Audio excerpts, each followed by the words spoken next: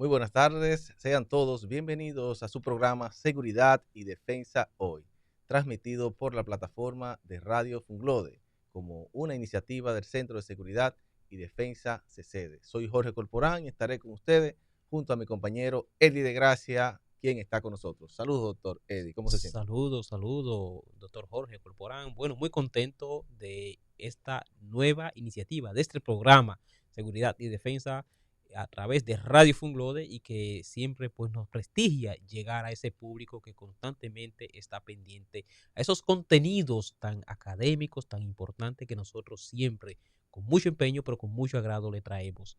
En el día de hoy estamos de júbilo, estamos de fiesta, porque tenemos un gran invitado que engalana esta cabina. Estamos hablando de un técnico, para muchos, el que más sabe acá del tema que vamos a tocar.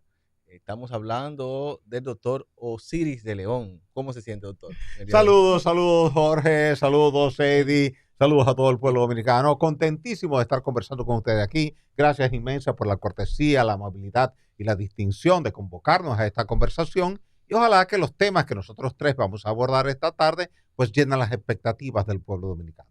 Gracias, doctor. Nosotros agradecidos por usted aceptar esta visita. A esta su casa, Radio Funglode. Ya ha venido varias veces. Sí, así es. Muchas veces he sido honrado al invitárseme a venir aquí para tratar temas de interés para la sociedad dominicana en diferentes áreas, temas ambientales, temas de desastres naturales, temas de desarrollo, temas de infraestructuras, que son temas que están en la agenda diaria de la sociedad dominicana. No pasan de moda. No, no, Así no. es, así es.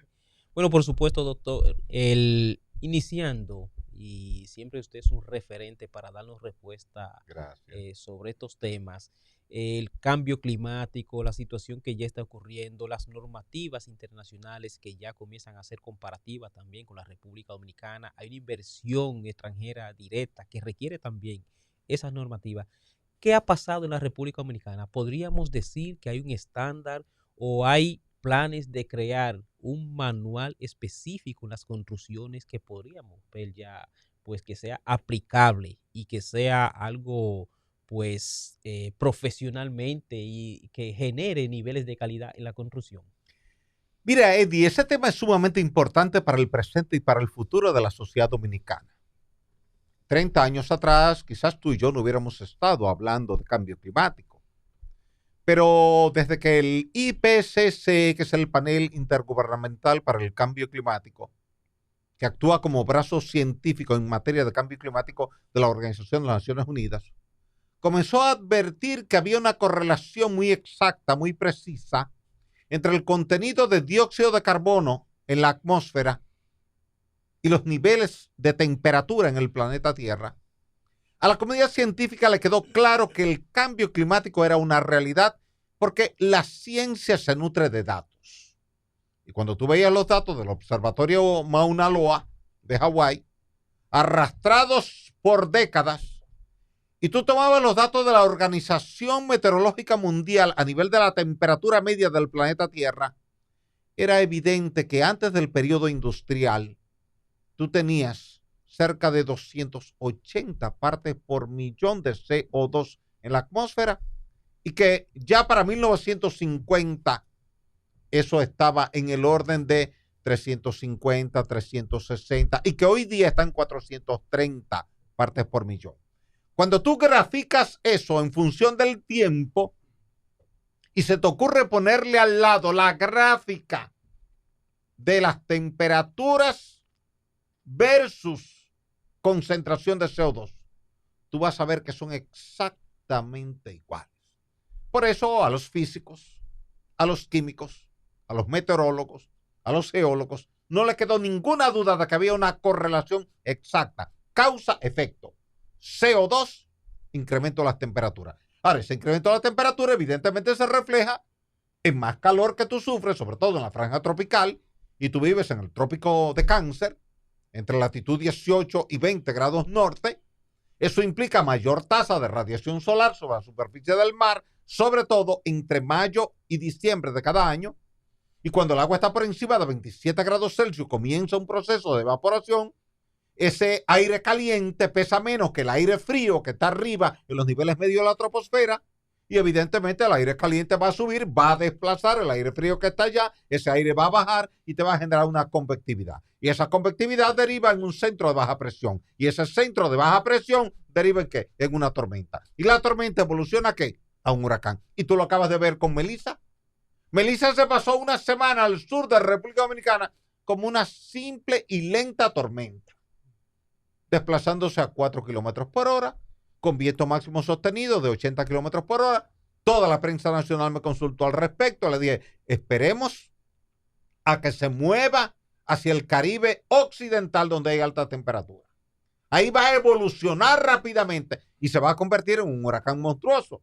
Desde que llegó a la zona sur de Jamaica, subió a categoría 1, a categoría 2, categoría 3, categoría 4, categoría 5 en un solo día. Y se pasó todo un día en categoría 5 y cuando impacta Jamaica, impacta como huracán categoría 5. La gente que está aquí en República Dominicana no tiene idea del nivel de destrucción que generó Melissa en la parte occidental de Jamaica y en la parte oriental de Cuba. La destrucción fue tan grande que no obstante las diferencias políticas entre Estados Unidos y Cuba, Estados Unidos mandó inmediatamente ayuda. Y desbordamiento en Haití. Tremendo. Sí. Entonces, eso es cambio climático, más allá de que alguien lo acepte o lo aplauda, o de alguien diga que no, eso no es verdad, yo no lo creo, eso es un mito. Quienes trabajan en el tema de la ciencia, el tema meteorológico, el tema de la evolución de la corteza terrestre y la interacción entre la corteza terrestre y el clima, están clarísimos después de haber estudiado los núcleos de hielo de hace 20.000, 40.000, 50.000, 60.000, 80.000 y 100.000 años atrás, que están en los casquetes polares, que están en los glaciares, que están en las nieves perennes, se perfora, se saca ese núcleo profundo y tú puedes datar exactamente cuándo se formó esa capa de hielo y entonces tú medir el contenido de dióxido de carbono en esa capa de hielo y entonces tú decirle, miren, antes de la edad de hielo, el contenido de dióxido de carbono era este. Durante la edad de hielo era este. Y después ha sido este. Y la data está ahí, probada. El cambio climático, doctor, es un asunto de interés mundial, ciertamente. Pero vemos que solamente las grandes potencias quizás se interesan en esto.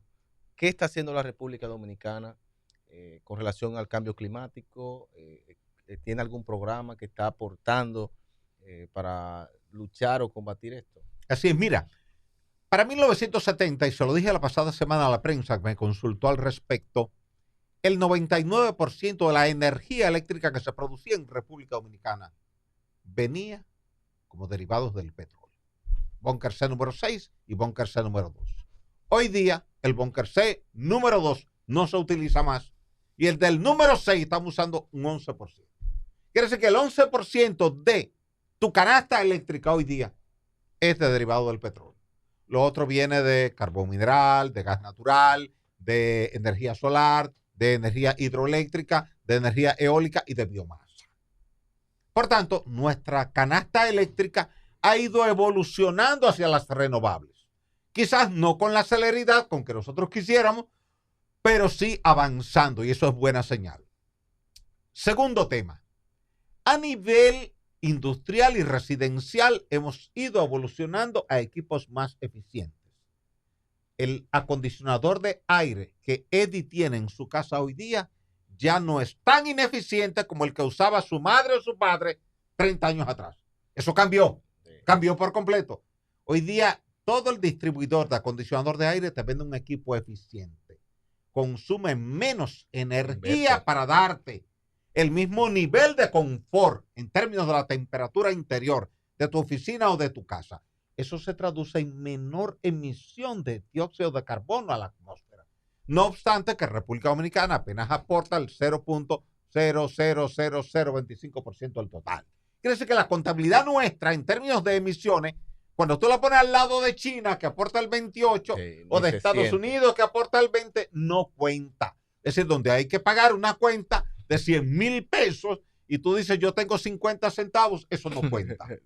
No cuenta para nada. Entonces, eso pasa en términos de cambio climático. Quiere decir que nosotros tenemos más impactos negativos derivados de un desarrollo en Europa, en todo el planeta que lo que nosotros como isla pequeña de 48.442 kilómetros cuadrados estamos aportando. Pero tenemos el compromiso frente a Naciones Unidas, digamos, como una política global del IPCC de ir reduciendo cada año los niveles de emisión de dióxido de carbono en relación al año anterior. Y en relación, ya que usted menciona el tema energético, ¿por qué países, por ejemplo, en América Latina, y quizá esto está vinculado al subdesarrollo, no exploraron y desarrollaron la energía nuclear? Otros países sí. ¿Qué tan competitivo es o es muy costoso o el riesgo determinó que no simplemente?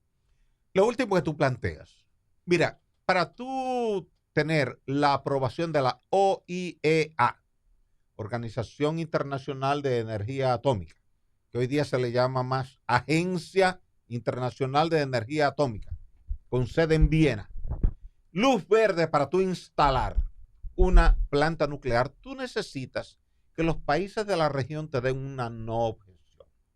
¿Qué ocurre? Tú vives en República Dominicana, igual que Jorge, pero en República Dominicana los vientos vienen de este a oeste. Vienen primero del Caribe Insular Menor, luego pasan por Puerto Rico, después por la Hispaniola, después por Jamaica y Cuba, llegan ¿a dónde? A la Florida.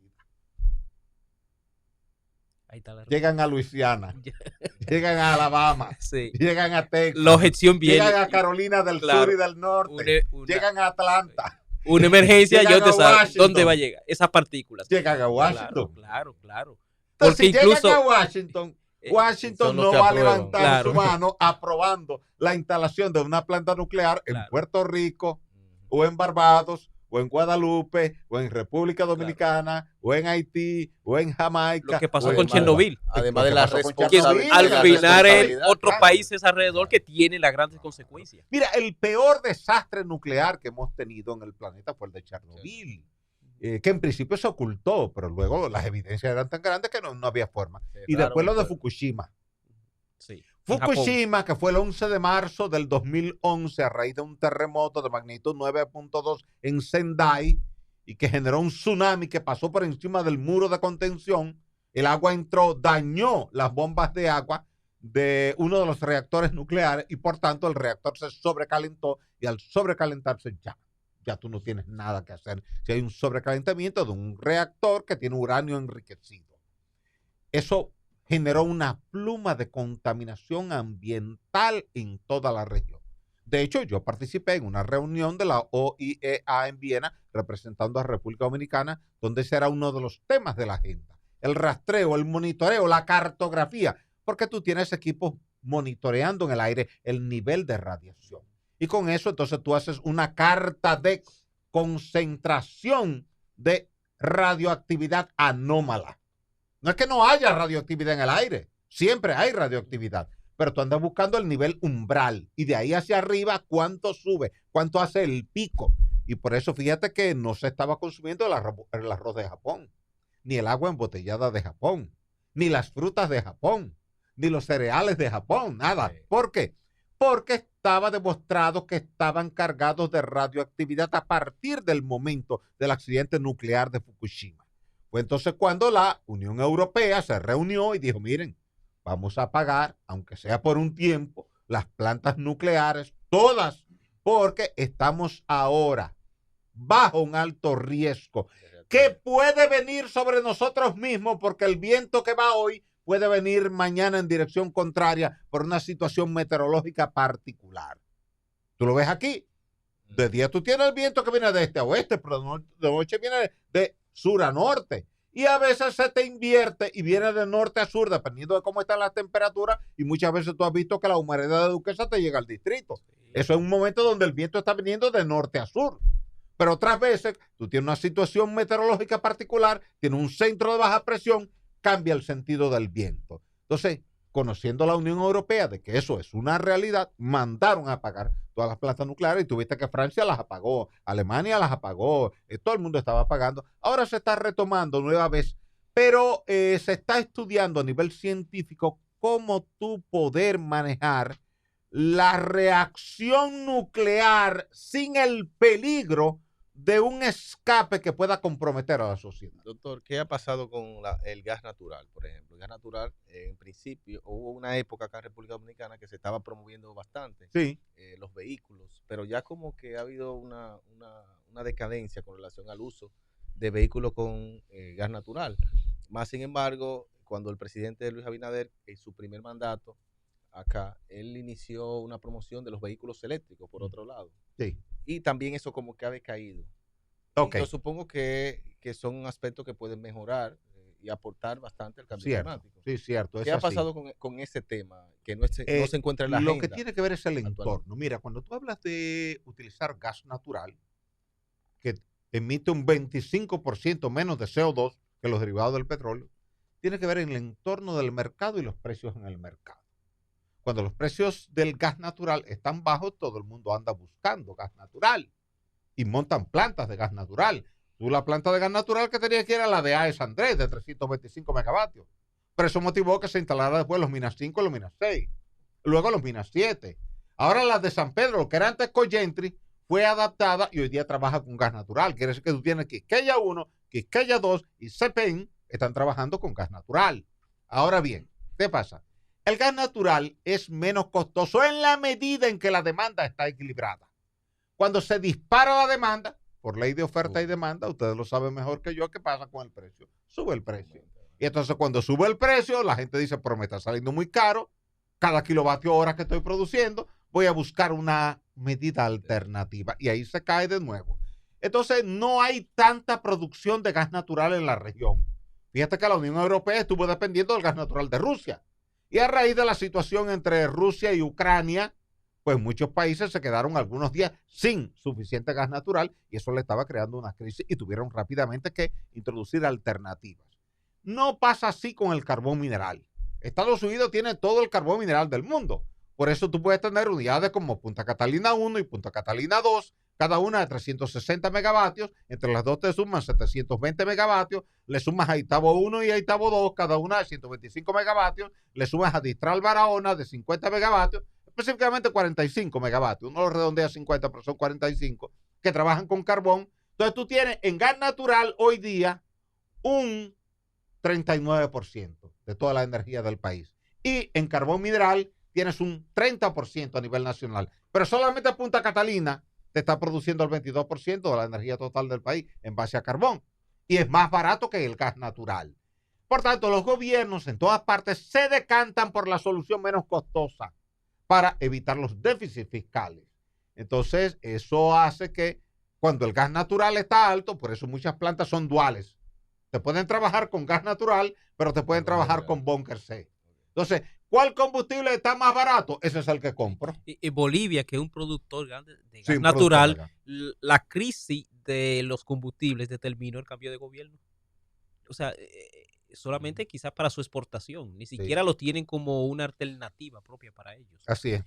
Pero Bolivia es una de esas excepciones a nivel de producción de gas natural en Latinoamérica. Claro, claro. Ingeniero, obviamente también que con usted hay un tema de consulta por su autoridad en el tema y que esto no genere tampoco pánico, porque usted sabe muy bien explicarlo desde el punto de vista científico y como todo un profesor. Pero en el histórico de los terremotos que hemos tenido en la isla, hay, desde que se están midiendo, hay niveles que se pueden tener.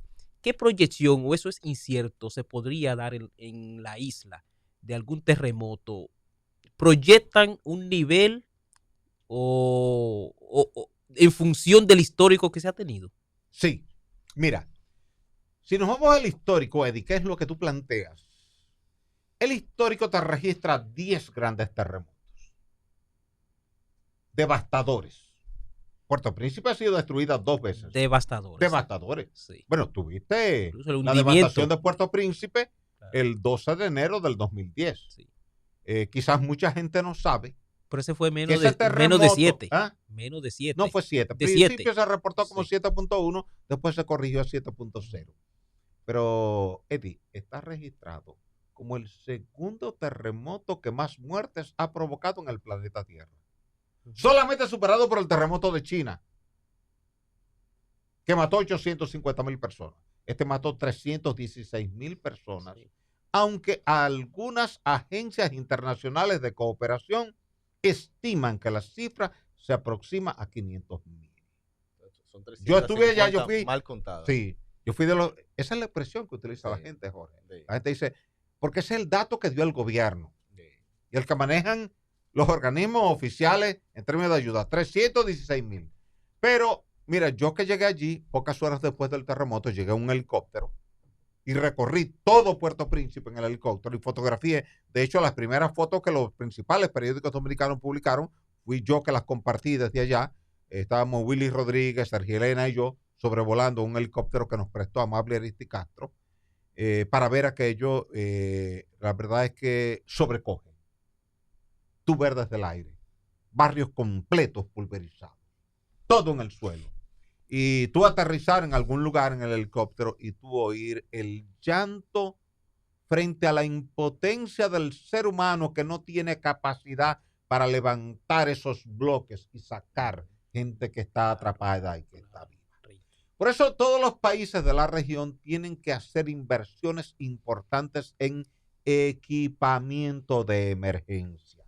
Y tú tienes que distribuirlos geográficamente para acortar el tiempo de respuesta. Es decir, tú no tienes un terremoto que te impacta en Montecristi, por ejemplo. La ayuda en Montecristi no puede esperar a que llegue de Santo Domingo, porque ni Eddie, ni Jorge, ni Osiris saben cuántos puentes se van a caer en la carretera Duarte en ruta a Montecristi. Entonces los bomberos no van a poder llegar, las palas mecánicas no van a poder llegar, las retroexcavadoras no pueden llegar, pero las que tú tengas en Montecristi y en Dajabón, esas pueden resolver. Por ejemplo, en Chile se produjo uno de 12. No, de 9.5. De 9. Lo de que 9. pasa es 12 es la intensidad. La intensidad, no la magnitud. no la magnitud. Sí, ya no se usa la intensidad. Sí. Esa intensidad de Mercalli está descontinuada, pero sí, algunas personas se habla de 12. Hablan de Sí. 12, pero eso se refiere a intensidad. La Claro. intensidad se dejó de utilizar, Eddie, porque era una escala subjetiva. Ujú. Era una escala que dependía de tu apreciación, de la apreciación de Jorge y de la apreciación mía. No era medida con una instrumentación, con un equipamiento. Sino que tú le decías, Eddie, ¿cómo estuvo por tu casa el terremoto? Y dice, se cayeron los cuadros en mi casa, además. Sí. Ah, no, fue intensidad 2. Y Sí. por tu casa, Jorge, dice, no, se cayeron todas las paredes de mi casa. Ah, pues por tu casa fue intensidad 11. ¿Ves? Pero era subjetivo, era apreciativo. Claro. Caería el 9. El 9. Sí, esa fue 9.5. Sí. Ese fue el de Valdivia en mayo de 1960. Claro. Es el de mayor magnitud que se ha registrado instrumentalmente en el planeta Tierra después que llevamos registros instrumentales. Claro, y incluso, no sé, usted lo podría certificar que modificó hasta el eje, según se ha hablado. Sí, se ha hablado de eso, pero yo no coincido con ese planteamiento y te voy a decir por qué. Si tú haces un cálculo matemático, científico, te va a dar que hubo un desplazamiento del eje de la Tierra. Ahora, yo como ciudadano de la calle vengo y te digo, Eddie, ¿tú sentiste ese terremoto que hubo hoy en Valdivia de magnitud 9.5 y que generó un tsunami que llegó a Japón y mató gente en Hawái de camino? No, yo no lo sentí. Y llamo a una prima mía que vive en Madrid. ¿Tú sentiste el temblor? Me dice, no. Digo, si no lo sentiste en Madrid, no lo sentiste aquí, entonces no se movió el eje de la Tierra. Se movió un área, pero ¿qué ocurre? Hay un tema que se llama momento de inercia de los cuerpos. Es decir, tú mover con tu cuerpo el edificio del Banco Central, si tú lo haces matemáticamente, da que tú lo moviste. Tú ibas corriendo, tú chocaste con el edificio, de acuerdo a las leyes de la física y en términos de energía cinética, que es un medio de la masa por la velocidad al cuadrado, se toma la masa tuya, cuántos kilogramos tú pesas, 60, 70 kilogramos, se multiplica por la velocidad que tú ibas corriendo, esa velocidad se eleva al cuadrado. Y la contracción de los cuerpos. Claro. Teóricamente hay un dato de que sí se movió. En términos de la realidad, no se movió. Por eso las matemáticas hay que verlas desde el punto de vista de la ciencia y desde el punto de vista de la realidad. En cálculo diferencial e integral, cuando tú lo tomas en la universidad, hay algo que te enseñan que se llama la paradoja de Zenón. Una paradoja matemática que trata de cómo funcionan las series matemáticas. Y la paradoja de Zenón te dice que un corredor nunca llega a la meta porque siempre le falta por recorrer la mitad de la distancia recorrida. Cuando digamos que tiene que recorrer 10 kilómetros, cuando recorrió 5 le faltan 5. Pero de esos 5, cuando recorre 2,5 le faltan 2,5. De esos 2,5, cuando recorre 1,25 le falta 1,25.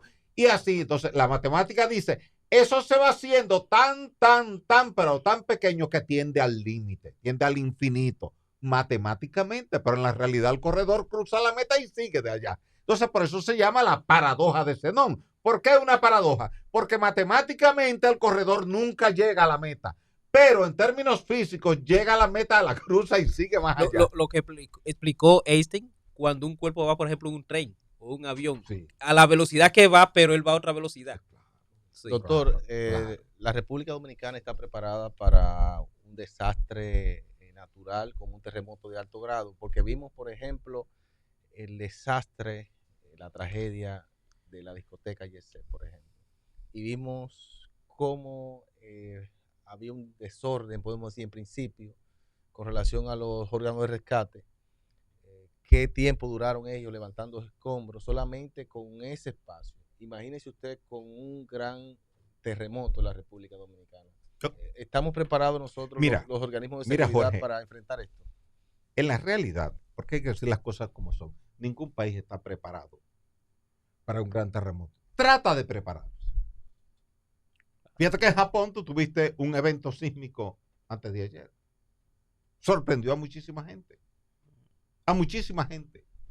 Yo he estado a veces llegando a New York y estando justo en el área de migración, ha temblado la tierra en New York, que no es zona sísmica, pero hay temblores de relajación y comienzan a llamarme los medios de comunicación, tanto los de aquí como los de allá, y a todos les respondo, tranquilo, aquí no se va a producir nunca un cataclismo, no se va a caer nada en la Quinta Avenida, ni en Broadway, ni en Times Square, porque aquí no hay contacto entre placas tectónicas. Ahora bien, la realidad es que los países que estamos en zonas de contacto de placas tectónicas, y eso es el caso de República Dominicana, de Puerto Rico, de Haití, de Cuba, de Jamaica, estamos expuestos a eventos sísmicos mayores. Por tanto, tenemos que hacer mayores inversiones en equipos de prevención y en equipos de socorro.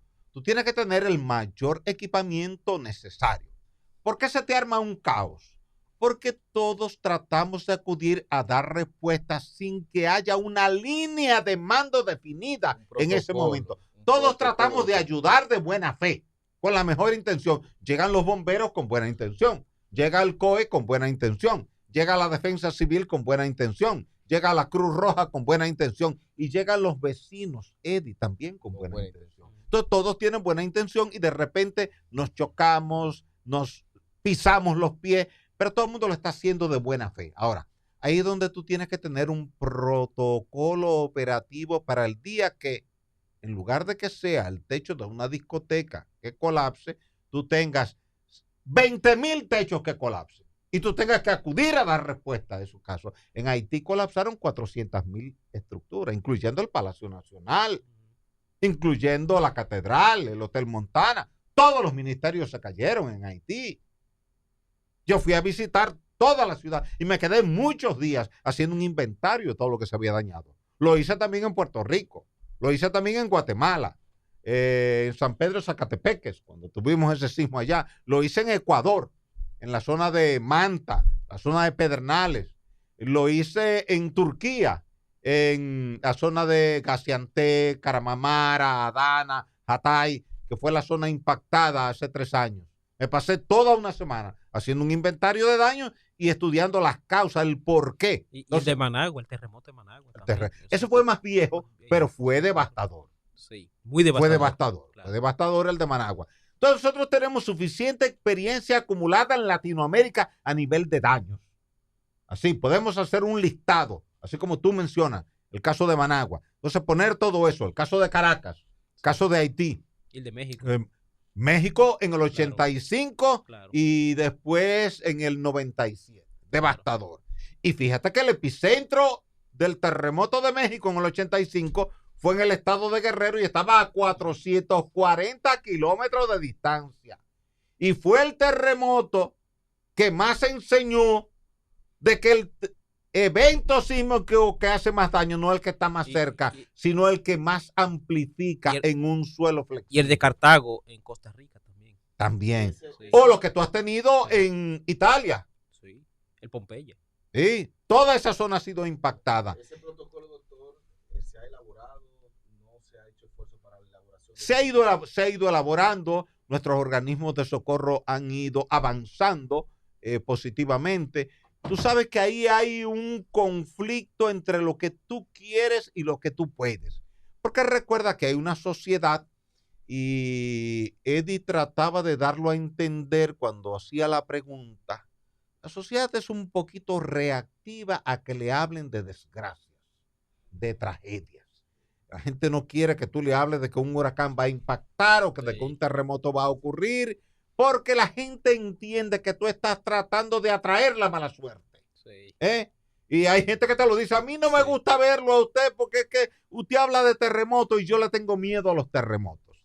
Entonces, en ese escenario, tú necesitas tener un protocolo que esté bien definido, pero que se esté poniendo en práctica permanentemente. Tú necesitas equipos que cada semana estén haciendo una práctica de simulacro operativo, asumiendo que se cayó un edificio. ¿Cómo voy a sacar la gente de ahí? Asumiendo que se cayó un puente, ¿cómo voy a cruzar? Es decir, ¿cuántos puentes metálicos desarmables tú tienes aquí como país? ¿O cuánto tiene Puerto Rico como país? ¿O cuánto tiene Haití o Jamaica como país? Que tú puedas armarlo en 5, 6, 7 horas para poder cruzar si se te caen los puentes que te permiten comunicarte entre Santo Domingo y Santiago. Es un escenario posible, claro, porque el Cibao es suelo flexible y tú puedes esperar que van a colapsar puentes en la ruta Santo Domingo-Santiago, carretera Duarte, por la flexibilidad del suelo. Entonces tú tienes que tener un plan. Entonces, cerca de alguno de esos puentes, tú tienes que tener algunas estructuras desarmables que tú rápidamente vayas, pam, pam, pam, y las armes para que los bomberos puedan cruzar, las ambulancias puedan cruzar, las enfermeras puedan cruzar, los médicos puedan cruzar, porque tú vas a necesitar mucha gente y además te va a llegar ayuda internacional. Primero los que estén más cerca, los de Puerto Rico, los de Colombia, los de Miami, pero van a necesitar vías de comunicación. Fíjate que en Haití, para poder darle asistencia médica, hubo que poner un puesto de servicio en la frontera dominicana, habilitar el aeropuerto María Montes de Barahona para que aterrizaran los aviones que venían con ayuda, que traían personal médico, porque tú no tenías esas facilidades dentro de Puerto Príncipe por la situación de deterioro. Entonces eso puede ocurrir muchas veces, ha ocurrido muchas veces en muchos países, y tú tienes que ver todo lo que ha ocurrido para entonces diseñar tu plan. Para ese plan, mitigar el desastre, hay algo que quizá podría estar pasando o que nosotros necesitamos fortalecer la información. Quizá los organismos de socorro adolecen de un protocolo y hemos visto fallas al respecto. ¿Cuál es su recomendación en un momento como este? Porque un pueblo tiende incluso luego a no tener confianza en la información que se dio porque no resultó lo que se anunció. Mira, te pongo un ejemplo sencillo con el terremoto de Puerto Rico, que fue el 7 de enero del 2020. Allá hay profesionales brillantes, número uno. Pero cuando dieron respuesta a la prensa, dieron la respuesta muy técnica. Y cuando la respuesta es muy técnica, sea el médico, sea el economista, sea el geólogo, sea el sismólogo, la gente no lo entiende. Y la gente no entendió. Entonces yo tuve que ir allá como parte del gobierno dominicano y del Estado dominicano para dar asistencia técnica. La prensa me preguntó, ¿qué ha ocurrido? Ha ocurrido esto y esto y esto y esto. ¿Por qué sigue temblando todos los días? Porque hay un proceso de reacomodamiento de las placas tectónicas que es normal porque hubo un desajuste en la primera sacudida sísmica. ¿Y hasta cuándo va a durar eso? Esperen esas réplicas por 3 meses, que durante 3 meses van a estar ocurriendo, pero no le tengan miedo, acostúmbrense a dormir con ella, van a sentir esos temblorcitos a medianoche, en la madrugada, pero no se va a caer nada. Ya lo peor pasó. ¿Qué dijo la prensa? Ahora entendimos la realidad y ahora estamos tranquilos. Entonces, tú necesitas eso. Claro. Dentro de los organismos de socorro, tú necesitas una voz que domine el componente científico, que pueda explicarle con palabras sencillas a toda la sociedad cuál es la realidad. Y entonces la gente ya entiende y se tranquiliza. Doctor, una última pregunta de mi parte, y no va en el marco de los terremotos. Lo voy a sacar un poquito del tema. en la República Dominicana hay petróleo. Sí. En caso de que haya, ¿por Sí, qué sí. no se ha explotado? No, está ahí el petróleo. Mira, el petróleo de aquí se conoce desde aquel primer reporte de William Gapp en 1877. Eso trajo al país a la empresa inglesa Lancaster y Cryder, que perforó un pozo, el Higuerito 1, que produjo petróleo. Luego, en 1939, Petrolera Dominicana perforó un pozo que todavía produce petróleo. Tú vas hoy día y si el Ministerio de Medio Ambiente y Recursos Naturales te lo autoriza, tú puedes llenar un tanque de 5,000 galones de petróleo que está ahí. Ahora, ¿qué nos ha faltado? Que es la pregunta clave.